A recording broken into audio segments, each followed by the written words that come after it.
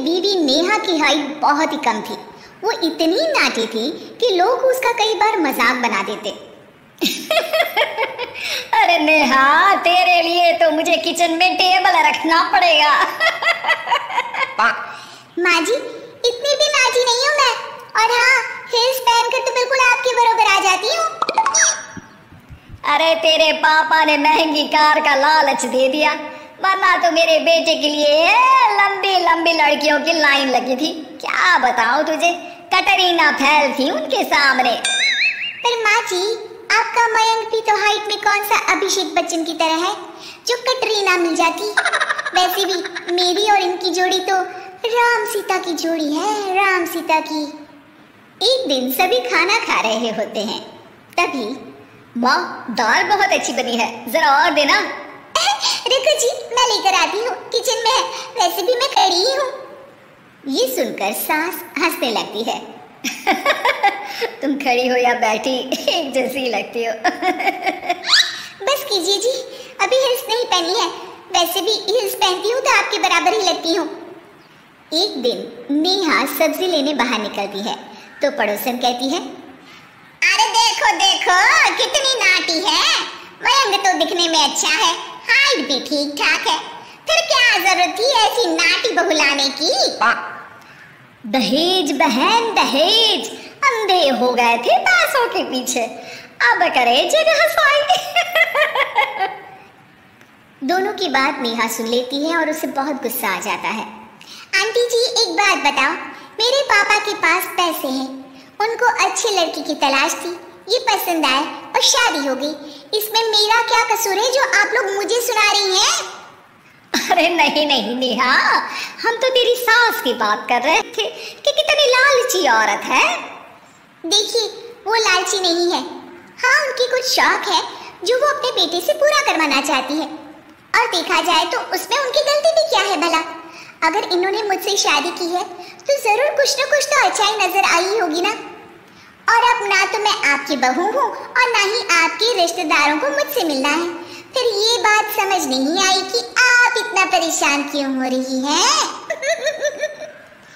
ये बोलकर नेहा वहां से निकल जाती है। नेहा, चलो तैयार हो जाओ, हम लोगों को एक पार्टी में जाना है। नेहा तैयार होकर पार्टी में जाती है, जहाँ मयंक का दोस्त उससे कहता है, अरे मयंक, तू लकी है यार, तेरी बीवी की हाइट इतनी कम है कि तुझे बच्चे की जरूरत ही नहीं है, भाभी ही बच्ची जैसी है। और मयंक, मेरी बीवी इतनी कम हाइट की हो ना तो मैं तो घर से बाहर ही ना निकलूं, कहीं फुदक कर चली गई तो लेने के देने पड़ जाएंगे। सभी नेहा पर हंसने लगते हैं। तभी पार्टी की जगह पर आग लग जाती है। अरे भागो यहाँ से, जल्दी करो, निकलो यहाँ से। अरे लेकिन बाहर के दरवाजे पर ही आग है, अब कैसे बाहर निकलेंगे, कोई रास्ता भी नहीं है। अरे रास्ता है ना, अगर कोई इस खिड़की से बाहर निकलकर अगर सामने के दरवाजे में आग को बुझा दे तो सब निकल सकते हैं। तभी नेहा उस छोटे से जरोखे से बाहर निकलकर आग को बुझा देती है। अरे वाह, भाभी जी ने तो आज हम सबको बचा लिया। वाह भाई वाह, बीवी हो तो ऐसी, अपने पति ही नहीं बल्कि यहाँ मौजूद सभी की जान बचा ली है इसने। भाई मयंक, माफ कर देना, तेरी बीवी तो सच में कमाल है।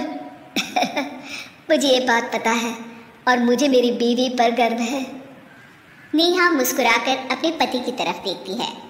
कुछ दिनों बाद जब नेहा और उसकी सास मार्केट जाती है, वहां पर, अरे भैया, ये कपड़ा तो देना, कितने का पड़ेगा?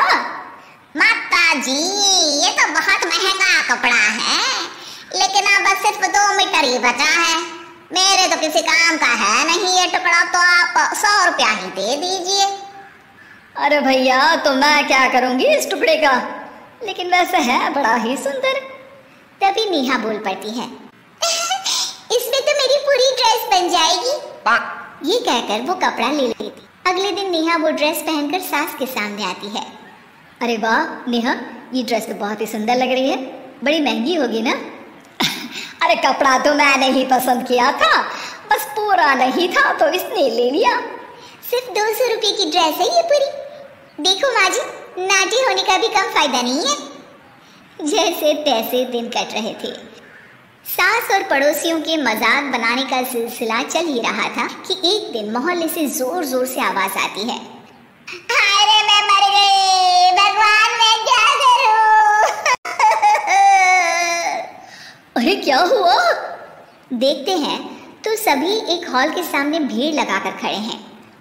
मेरा बेटा प्रिंस गड्ढे में गिर गया है। पड़ोसन जोर जोर से रोने लगती है कि तभी वहां नेहा आ जाती है। रोइए मत, मैं प्रिंस को लेकर आती हूँ।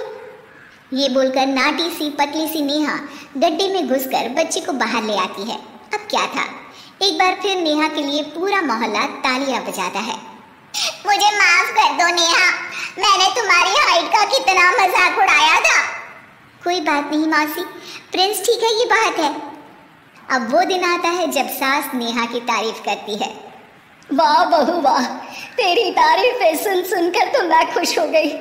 आज तो तूने ये साबित कर दिया कि समाज में इंसान अपने रंग रूप और लंबाई चौड़ाई से नहीं बल्कि साहस और हौसले से काबिल कहलाता है। मुझे माफ कर देना बेटा।